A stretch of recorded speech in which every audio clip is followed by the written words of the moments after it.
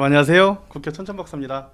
오늘은 정말 중요한 이야기 하나 나눠보려고 합니다. 바로 요양시설에서 일어나고 있는 숨겨진 위기와 그 해결책에 대한 내용입니다. 여러분 혹시 요양시설에서 어르신들이 자주 넘어지거나 요양보호 선생님들이 자주 그만두시는 문제가 모두 우연에서 비롯되는 걸까요? 이런 문제들이 단순한 우연이 아니라 시설 환경 자체의 문제일 수 있다는 것 알고 계실까요? 일단 숨겨진 위기 중에 낙상 문제부터 말씀드리겠습니다. 요양시설에서 가장 무서운 적이 바로 이 낙상입니다. 자료 하나 띄워드릴게요. 한국소비자원 자료를 보니까요, 의료용 침대 관련 사고의 무려 92.5%가 낙상 사고라고 합니다.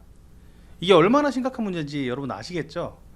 낙상이 주로 어디서 일어나느냐? 생활실에서 46.8%, 그 다음이 화장실, 그 다음이 침대 주변입니다.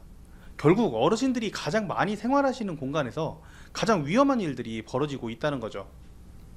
그럼 낙상이 일어나면 어떻게 될까요? 가장 흔한 게 골절입니다. 전체의 40.9%가 골절상을 입으세요. 특히 고관절 골절은 정말 치명적입니다. 단순히 뼈가 부러지는 게 아니라 장기간 어르신이 누워 계셔야 되고 몸 전체 기능이 급격하게 떨어집니다. 그리고 비용도 엄청나요. 고관절 골절 수술이랑 치료비만 평균 441만 원이 들어가고 평균 입원 기간이 22.3일, 거의 한 달 내내 입원하셔야 돼요. 미국 자료를 보면 더 충격적인데요. 시설 내 낙상 사고로 발생하는 연간 비용이 1인당 약 860만 원에서 심하면 8,200만 원까지도 나간다고 합니다. 이건 단순 사고가 아니라 잘못된 환경 때문에 생기는 시스템의 실패라고 봐야 하는 거예요. 두 번째 큰 문제가 바로 인력 문제입니다. 요양보호 선생님들 이직률이 얼마나 높은지 아세요? 국내 평균이 41%더라고요. 이게 많이 떨어진 수치예요. 전체 산업 평균의 9배에 해당하는 이직률입니다. 예, 외국 사례, 미국 같은 경우에도 50%가 넘고 일부 시설은 계속 바뀐다고 해요. 직원 한 명만 교체하는데도 그에 따라서 들어가는 비용만 최소 눈에 보이지 않지만 270만 원에서 340만 원 정도 이상이라고 해요. 그런데 더 큰 문제는 뭐냐면 이직이 돌봄의 질에 미치는 영향입니다. 어르신들은 계속 낯선 얼굴을 보셔야 되고 원래 친한 분들하고 계속 이 상호작용을 해야 되잖아요. 그런데 새로 들어온 직원 같은 경우에는 어르신들의 개개인 특성을 파악하는 데 시간도 걸리고 서로 이 면을 만나서 친하게 이야기하는데도 쉽지가 않잖아요. 이 과정에서 돌봄의 질이 떨어질 수밖에 없어요. 그럼 요양보호 선생님들이 왜 이렇게 쉽게 떠나실까? 가장 큰 이유가 바로 번아웃, 소진이에요. 물리적으로 너무나도 힘들어요. 어르신들을 침대에서 휠체어로 옮기거나 좁은 화장실에서 목욕을 도와드리는 일들이 허리와 어깨에 엄청난 부담을 주거든요. 그리고 왔다 갔다 할 때 이 동선이 길어지면 그에 따라서 굉장히 힘든 부분이 있겠죠. 정서적으로 마찬가지예요. 한창 친절해야 되고 자신의 감정을 억눌러야 되는 감정노동의 최전선에 계시니까 생각보다 쉽지 않은데 여기에 과도한 업무량과 낮은 보상까지 더해지면 극심한 스트레스를 받을 수밖에 없어요. 결국에는 이 모든 문제들이 서로 연결되어 있다고 봅니다. 이게 적절한 환경이 아닌 부적절한 환경에서 일을 하고 이 동선이 좋지가 않고 그러면 낙상의 위험이 또 증가가 하고 직원의 부담이 증가되고 번아웃이 오고 이직이 되고 돌봄의 질이 떨어지고 다시 사고 위험이 증가하고 이런 악순환의 고리가 계속 반복되고 있는 거예요. 낙상 문제와 번아웃 문제 관련이 없어 보일 수 있는 그런 문제지만 사실 기관의 환경과 밀접한 관련이 있습니다. 자, 그럼 이제 해결책을 말씀드려 볼게요.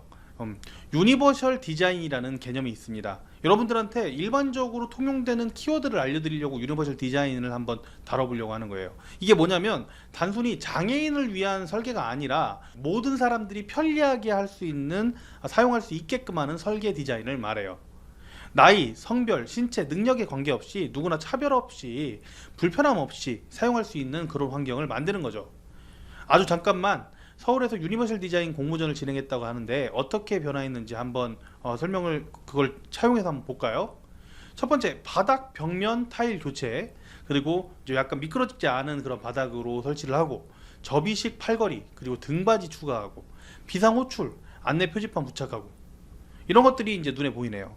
사용자를 위해서 정말 많은 고민을 했다는 흔적이 느껴지고 아마 몸이 불편하신 분들로부터 다양한 의견을 수렴한 노력이 느껴지는 디자인 같아요. 유니버셜 디자인은 꼭 요양원에만 적용되는 디자인은 아니고 광범위하게 어디에나 적용될 수 있는 모두를 위한 디자인을 뜻하나 봐요. 유니버셜 디자인이라고 하는 이 키워드에는 7가지 원칙이 있어요. 하나씩 간단히 설명드릴게요. 첫 번째, 공평한 사용. 모든 입소자가 동일한 방식으로 시설을 이용할 수 있어야 됩니다.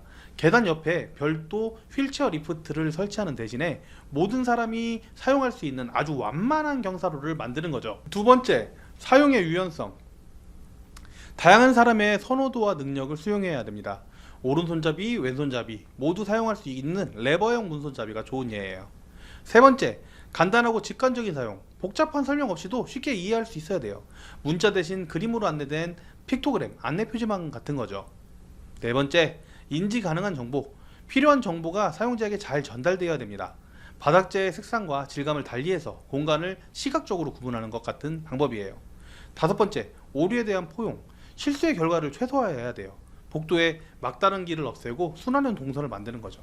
여섯 번째, 적은 물리적 노력. 최소한의 노력으로 사용할 수 있게끔 해야 됩니다. 자동문이나 가볍게 밀고 닫을 수 있는 서랍장 같은 거예요. 일곱 번째, 충분한 공간. 휠체어가 회전할 수 있는 반경을 화장실, 주방에 확보하는 것 같은 거죠. 그럼 이 유니버셜 디자인을 요양원 주간보호에 어떻게 적용할 수 있을까요? 서두에서 말씀드렸지만 요양원 주간보호의 가장 큰 문제는 낙상사고거든요. 이게 뭐냐면 설계사의 주관적인 생각이 아니라 신뢰할 수 있는 연구 결과를 바탕으로 건축 환경에 대한 결정을 내리는 거예요.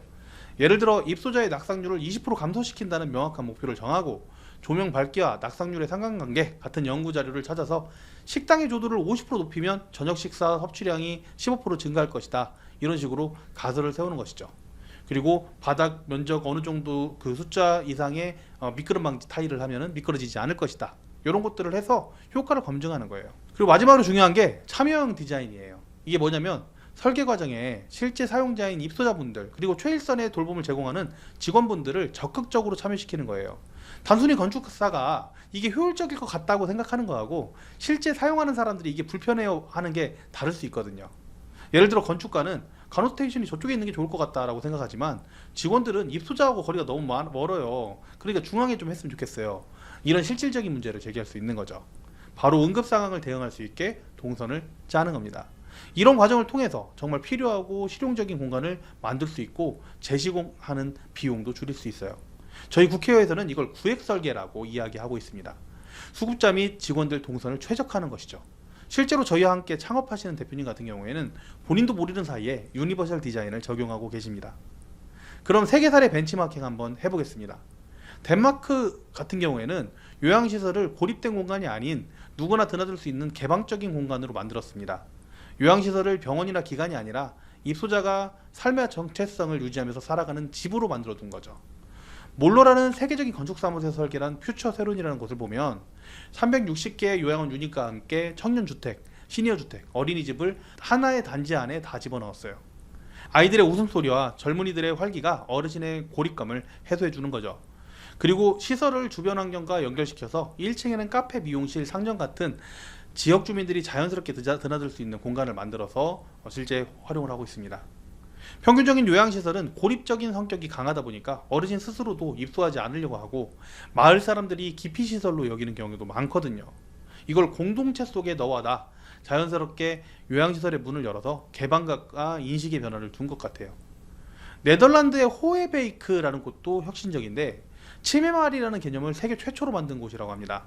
중증 치매 환자분들이 안전하고 통제된 환경 속에서 정상적인 삶을 영위할 수 있게 하는 거예요.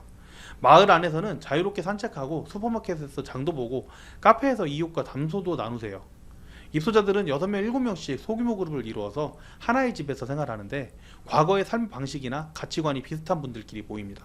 상류층 스타일 집에서는 클래식 음악과 격식 있는 식사를, 장인 스타일 집에서는 소박하고 전통적인 분위기를 재현하는 거죠. 가구에서부터 식기, 식단, 생활 방식까지 각 라이프 스타일에 맞춰서 세심하게 조정해요. 네덜란드 같은 경우에는 정리해보면 삶의 가치관이 비슷한 분들이 함께 생활할 수 있는 유닛 요양시설을 만들므로써 더 자연스럽게 적응할 수 있도록 한 것 같아요. 일본은 어떨까요? 일본은 3가지의 핵심 원칙이 있다고 합니다. 첫 번째, 자연을 실내로. 커다란 창, 채광창, 중정, 실내 정원들을 활용해서 실내에서도 자연광과 계절의 변화를 느낄 수 있게 해요. 두 번째, 사회적 상호작용 장려. 도서관, 공동거실, 다목적 홀 같은 이런 자연스럽게 교류할 수 있는 공간을 많이 만드는 거죠. 세 번째, 돌봄 제공자 지원. 직원의 동선을 최소화하고 신체 부담을 줄이는 인체공학적 설비를 배치를 해서 직원들의 근무 환경을 개선하는 데 주력을 하고, 특히 진짜 부러운 점, 가산이 정말 많아요. 몇천 개의 가산이 있더라고요. 가산을 받아서 환경 개선에 주력합니다. 하늘공원, 실내공원, 서로 교류할 수 있는 공동 거실, 이런 것들은 한국 요양시설에서도 서서히 도입이 되고 있는 것 같습니다. 우리나라에도 좋은 사례가 있어요. 뭐 그 전에 만들어진 시설도 있는데, 최근 시설 중에 KB 골든라이프 케어에서 만든 유니케어 시스템 같은 경우에는 10명, 15명이 하나의 생활 단위를 형성을 하고 각 유닛마다 전용 거실과 주방을 갖는 방식으로 처리가 되어 있더라고요. 대규모 시설에서 소규모 공동체 같은 친밀하고 가족적인 분위기를 만드는 거죠. 외관도 벽돌과 박공지붕 같은 친숙한 주택 형태를 써서 집 같은 요양원이라는 이미지를 구현을 했어요. 실제 대기자가 거의 5,000명까지 몰릴 정도로 시장 반응이 폭발적인 곳도 있었죠. 자, 그럼 이런 유니버셜 디자인이 정말 투자할 가치가 있을까요? 저는 그렇다고 생각합니다. 이거는 사실은 추가 비용이 드는 사치가 아니고 장기적으로 막대한 비용을 절감하는 현명한 투자예요. 낙상사고 한 건당 수백만 원에서 수천만 원의 의료비와 보험료 상승이 발생합니다. 유니버셜 디자인으로 충분한 조도를 확보를 하고 미끄럽지 않은 바닥재를 사용하고 안전 손잡이를 설치하는 초기 투자는 이런 사고 관련 비용을 극적으로 줄여줍니다. 그리고 눈에 보이진 않지만 1인당 300만 원 이상 소요되는 이직 및 채용 비용도 절감할 수 있고요. 무엇보다 안전하고 좋은 시설이라는 강력한 브랜드 평판을 구축해서 높은 입소율과 프리미엄 수가 책정에 기반이 될 수 있어요. 그럼 어떻게 실행해야 될까요? 단계별 가이드를 말씀드릴게요. 일단 이 모든 걸 다 하기 전에 먼저 법규를 정확하게 이해하셔야 됩니다. 노인복지법 시행규칙에서 정한 최소 기준들을 먼저 확인하시고, 여기서 한 단계 더 나아가서 유니버셜 디자인의 최적 기준을 적용해 보세요. 예를 들어 복도는 법적으로 휠체어 이동 공간 1.2m면 되지만 최적 기준으로는 1.8m, 2m 이상 돼서 휠체어 2대가 넓게 교행할 수 있게 하는 거죠. 적절한 건축사님을 선택하는 것도 중요한데요. 요양시설 설계 경험이 풍부하고 유니버셜 디자인에 대한 이해가 깊고 다양한 이해관계자와 협업할 수 있는 분을 찾으셔야 됩니다. 소통이 돼야 되는 거죠. 기존 시설이라면 큰 비용 들이지 않고도 효과를 볼 수 있는 개선 방안들이 많습니다. 문 손잡이를 레버형으로 바꾸고 안전 손잡이를 추가로 설치하고 조명을 더 맑은 LED로 교체하는 것만으로도 낙상 위험을 크게 줄일 수 있습니다. 벽과 문, 바닥과 가구에 대비가 높은 색상을 적용하는 것도 시력이 저하된 어르신들에게 큰 도움이 된다고 합니다. 신축이시라면 소규모 유닛 단위를 공간을 구성을 하고 자연채광을 극대화하고 소음을 제어하고 길찾기를 쉽게 할 수 있는 다양한 시각적 단서들을 활용하세요. 훌륭한 건물도 그 안에 운영과 문화가 결합될 때 진짜 완성되는 거라고 합니다. 직원 웰니스 프로그램도 중요하지만 근본적으로 쾌적하고 효율적인 업무 환경을 만들어주는 게 중요해요. 직원들의 성장을 지원하는 부분도 이직을 낮추는 효과적인 방법이고요. 시설 설계 단계부터 직원들의 의견을 적극 수렴하는 참여형 디자인은 직원 존중 문화를 보여주는 강력한 실천입니다. 여러분, 대한민국은 지금 피할 수 없는 초고령 사회의 큰 파도 앞에 서 있는 것 같아요. 이 문제를 단순히 더 많은 시설을 짓는 것만으로는 해결할 수 없습니다. 입소자의 잦은 낙상과 돌봄 인력의 소진 및 이탈이라는 숨겨진 위기를 해결해야 합니다. 유니버셜 디자인은 이 모든 문제에 대한 하나의 대안이 될 수 있습니다. 오늘 영상을 찍으면서 저도 참 행복한 상상을 많이 해봤는데요.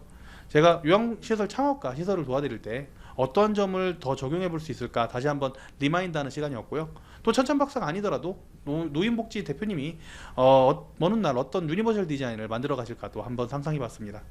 한국에서는 아직 요양시설이 기피시설로 여겨지는 경우도 많고 개방되기보다는 고립된 느낌이 강한데, 유니버셜 디자인이 많이 알려짐으로써 개방적이면서도 자유롭고 누구나 따뜻한 노후를 할 수 있는 그런 곳이다 라는 인식을 가질 수 있게끔 할 수 있었으면 좋겠어요. 우리 어르신들을 위해서, 직원분들을 위해서 작은 유니버셜 디자인 하나 바꿈으로써 행복과 변화를 만들어낼 수 있다면 너무 행복하고 기쁜 상상들이 아닐까요? 감사합니다. 저는 국회의원 천천박사였습니다. 관련해서 더 궁금하신 부분이 있으면 고정 댓글을 확인해 주세요. 감사합니다.